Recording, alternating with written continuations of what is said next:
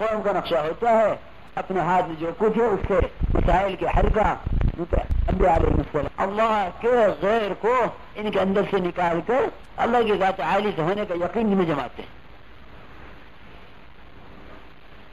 پھر انبیاء علیہ السلام ان دلانے کے لیے، اور اگر تم اسباب لے کے جاؤ تو وہی نہ سمجھیں کہ یہ اسباب ہوں گے تو ہدایت ہوگی.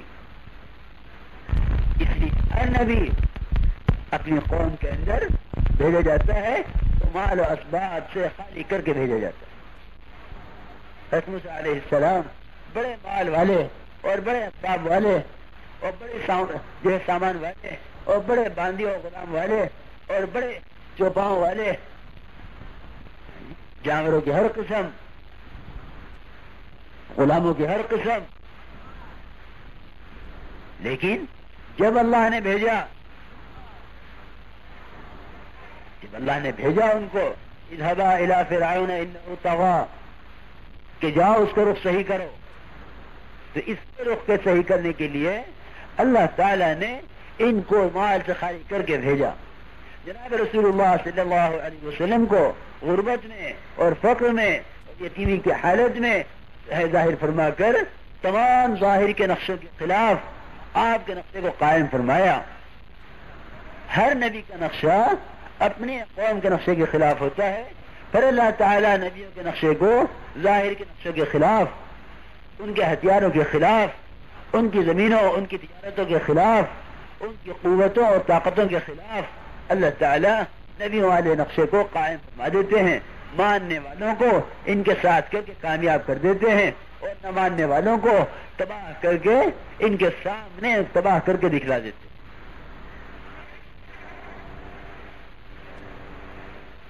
میرے دوست بزرگوں، اصل مسئلہ ہے ایمان کے بنانے کا.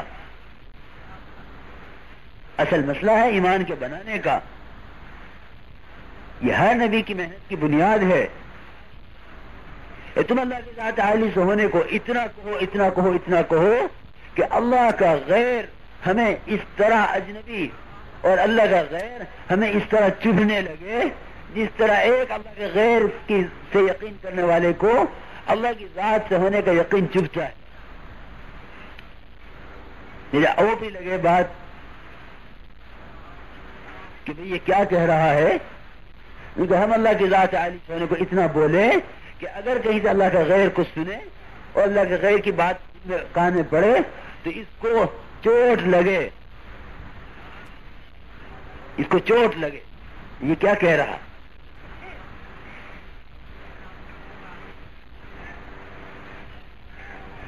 یہ تو اللہ کی ذات عالی سے ہونا، لیکن ذکر نام ہی اس کا ہے کہ اس کو 24 گھنٹے ہر حال میں، ہر موقع پر، دن اور رات، صبح شام اللہ کی ذات عالی کا استحضار ہو جاوے.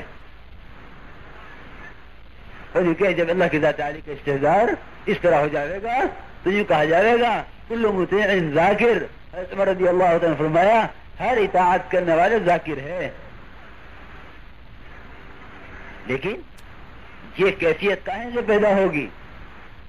میرے عزیزو دوستو اور بزرگوں، اللہ کے غیر کو زیادہ بولا جاتا ہے اور اللہ کی ذات عالی سے ہونے کو کم بولا جاتا ہے، یا اللہ کی ذات عالی سے ہونے کو بغیر مجاہدے اور بغیر محنت کے بولا جاتا ہے، اور اللہ کی ذات اللہ کے غیر سے ہونے کو مجاہدے اور مشقت اور محنت اور قربانی کے ساتھ بولا جا رہا ہے. اور اللہ کی ذات عالی سے ہونے کو بغیر یقین کے بولا جا رہا ہے، اور اللہ کے غیر سے ہونے کو یقین کے ساتھ بولا جا رہا کہ اگر اس محنت سے بھی یقین نہ بنا، دعوت کی محنت سے بھی یقین نہ بنا، تو اس کی وجہ یہ ہے کہ اللہ کی ذات عالی سے ہونے کو بول رہا ہے لیکن اللہ کی ذات عالی سے ہونے کے یقین کے بغیر بول رہا ہے. یہ اللہ کے ذات عالی سے ہونے کو بول رہا ہے لیکن اللہ کے راستے کی مشقت اور اللہ کے راستے کا مجاہدہ اور اپنی ذمہ داری کے احساس کے بغیر بول رہا ہے. تو انسان جب ہر اللہ کے غیر کا انکار کرتا چلا جاتا ہے، ہر حال میں پھر اللہ تعالیٰ کی ذات عالی سے تعلق قائم ہوتا ہے کہ جب تک اللہ کا غیر دل سے پوری طرح نکل نہیں جاتا اس وقت تک اللہ کی ذات ہونے کا یقین دل کے اندر پیدا نہیں ہوتا.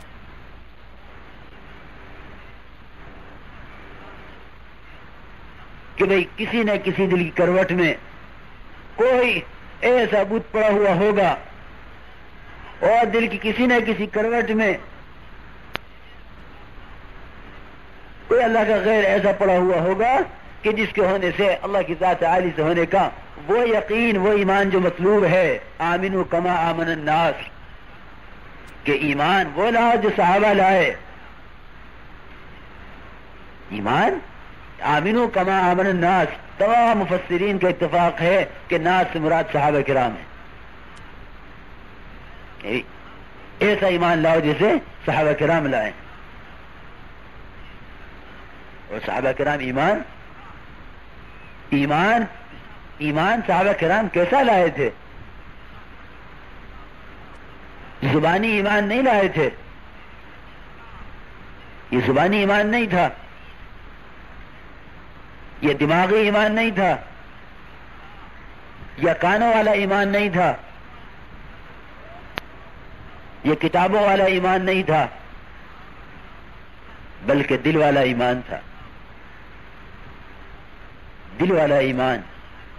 اور اگر اس ماحول میں کسی نے کہا کہ ہم ایمان لے آئے ہیں تو کیونکہ ایمان کی سطح اور ایمان مطلوب اور جس قسم کا ایمان جو ایمان اللہ چاہتے ہیں, اس لیے کہ وہ تو اس درجے کا ایمان چاہتے ہیں جس میں ایمان والوں کو بھی ایمان لانے کا حکم ہے. یا ایھا الذین آمنوا آمنوا, ایمان والو ایمان لاؤ. یہ ایمان لائے ہیں, یہ ایمان نہیں لائے, اسلام لائے ہیں. قل لم تؤمنوا ولكن قولوا اسلمنا, یوں نہ کہو ایمان لے آئے, کہو اسلام لے آئے. ولما يدخل الایمان فی قلوبکم, کہ ابھی تو ایمان دلوں میں اترا نہیں ہے, ابھی ایمان دلوں میں راسخ نہیں ہوا. ایک نبی کے نبی ہونے پر ایمان. میں اقرار کرتا ہوں کہ ہاں آپ اللہ کے بندے اور اللہ کے رسول ہیں, یہ ایمان ہے, یہ اسلام ہے. یہ اسلام ہے کہ میں کہتا ہوں کہ ہاں آپ اللہ کے, میں بالکل اقرار کر رہا ہوں کہ آپ اللہ کے نبی ہیں, اور بلکہ دل سے اقرار کر رہا ہوں, دل سے اقرار کر رہا ہے کہ ہاں آپ اللہ کے نبی ہیں, اللہ کی طرف سے بھیجے ہوئے ہیں. میرے دوستو بزرگوں, صحابہ کرام جو ایمان لائے تھے وہ ایمان جتنا یقین نبی کے نبی ہونے پر صحابہ کرام کو تھا, جتنا یقین نبی کے نبی ہونے پر صحابہ کرام کو تھا, اتنا ہی یقین ان کو نبی کی تعلیمات اور جو کچھ جناب رسول اللہ صلی اللہ علیہ وسلم لے کر تشریف لائے ہیں, اتنا ہی یقین اس سب پر عمل کر کے زندگی کے بننے کا تھا. کہ کہہ دیا کہ آپ اللہ کے نبی ہیں, پھر ہم اپنے معاشرے میں آزاد اور اپنے معاملات میں آزاد اور ہم اپنی عبادات میں آزاد, ہم اپنے لباس اور اپنے کھانوں میں آزاد, ہم اپنے کمانے خرچ کرنے میں آزاد. نہیں, ہم تو جو یقین نبی کے نبی ہونے کا ہے ہمیں, وہی یقین جناب رسول اللہ صلی اللہ علیہ وسلم جو کچھ لے کر آئے ہیں اس سب سے کامیابی کا بھی وہی یقین ہے. نبی کی تعلیمات سے اور نبی کی ہدایات پر چلنے سے زندگی کے بننے کا وہ یقین جو یقین نبی کے نبی ہونے کا ہے. یہ کہہ دینا بہت آسان ہے, یہ کہہ دینا بہت آسان ہے کہ ہاں میں نبی پر ایمان لے آیا. یہ کہنا بہت آسان ہے کہ میں اللہ پر ایمان لے آیا. لیکن وہ تمام نبی کی تعلیمات اور وہ جو کچھ جناب رسول اللہ صلی اللہ علیہ وسلم لے کر تشریف لائے ہیں اس سب پر عمل کر کے زندگی کے بننے کا یقین.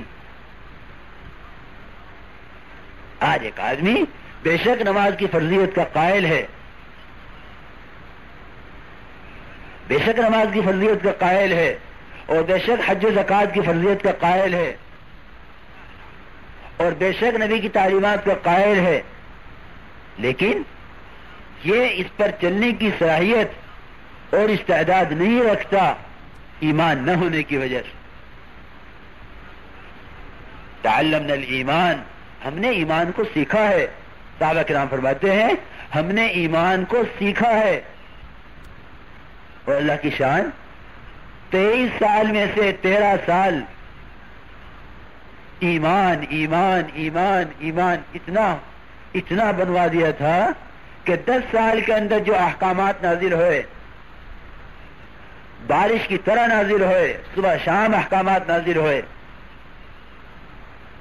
ہر حکم ایمان کے ہونے کی وجہ سے، ہر حکم ایمان کی قوت کی وجہ سے اپنی جگہ پہنچ گیا. پردے کا حکم نازل ہوا، چہروں پر پہنچ گیا. شراب کی حرمت کا حکم نازل ہوا، جہاں جہاں شراب پہنچی تھی وہاں حکم پہنچ گیا. جہاں جہاں شراب پہنچی وہاں حکم پہنچا. کہ شراب ابھی مٹکے میں ہے تو مٹکے میں حکم پہنچا کہ اس کو خالی کر دو. شراب اگر ہاتھ میں ہے تو گلاس میں حکم پہنچ گیا، اور شراب اگر منہ میں تھی تو منہ میں حکم پہنچ گیا کہ کلی کر دو. اور شراب اگر پیٹ میں چلی گئی تھی تو پیٹ کے اندر حکم پہنچ گیا کہ قے کر دو. وہاں یہ نہیں تھا کہ ابھی حکم آیا ہے اور یہ حکم پہنچے گا کیسے اور اس کا نفاذ کیسے ہوگا، کہ شریعت کا حکم آیا ہے اس کا نفاذ کیسے ہو. میرے دوستو بزرگوں، یہ ایمان تو خود نفاذ کراوے گا شریعت کا. وہاں زانی کو تلاش نہیں کیا جاتا تھا، وہاں جسے زنا ہوتا تھا اس کا ایمان خود زنا کرنے والے کو لے آتا تھا کھینچ کر. اللہ کے رسول مجھے پاک کر دیجئے، مجھے پاک کر دیجئے، مجھ سے زنا ہو گیا، مجھے پاک کیجئے. جناب رسول اللہ صلی اللہ علیہ وسلم بار بار فرمائیں لعلک غمزتہا لعلک لمستہا. ارے تو نے ہاتھ لگا دیا ہوگا، تو اس کو نہیں. اللہ کے رسول میں نے زنا کر لیا. ارے تو کیا جانے زنا کہ اللہ کے رسول میں نے زنا کر لیا. کہ کیا چیز ہے؟ کہ ایمان ہے. ایمان کیا ہے؟ کہ اللہ کا خوف اور تقوی یہ لے کر آیا ہے اس کو، یہ ایمان لے کر آیا ہے. کہ وہاں حدود پولیس والے سے نہیں قائم کرائی جائیں گی.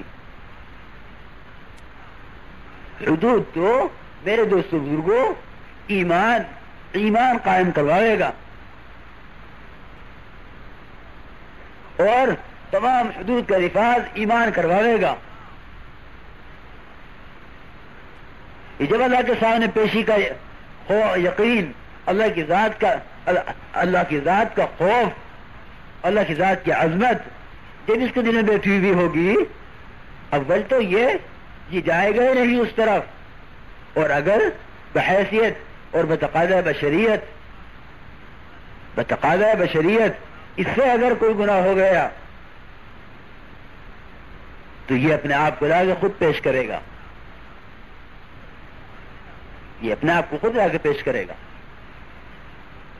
کیونکہ پورے 10 سال میں جتنے احکامات نازل ہوئے، نماز کی تکمیل ہجرت کے بعد، شراب کی حرمت ہجرت کے بعد، پردے کا نزول ہجرت کے بعد، اس ساری کی ساری کامل مکمل شریعت جو جناب رسول اللہ صلی اللہ علیہ وسلم لے کر تشریف لائے، وہ تمام کی تمام وہ ساری ہجرت کے بعد. نماز تو دی گئی ہجرت سے پہلے، وہ بھی نامکمل تھی. کسی نبی کا وقت اپنی قوم میں وہ 500 سال، کسی کا 400 سال، کسی کا کم و بیش، اور کسی کا 950 سال،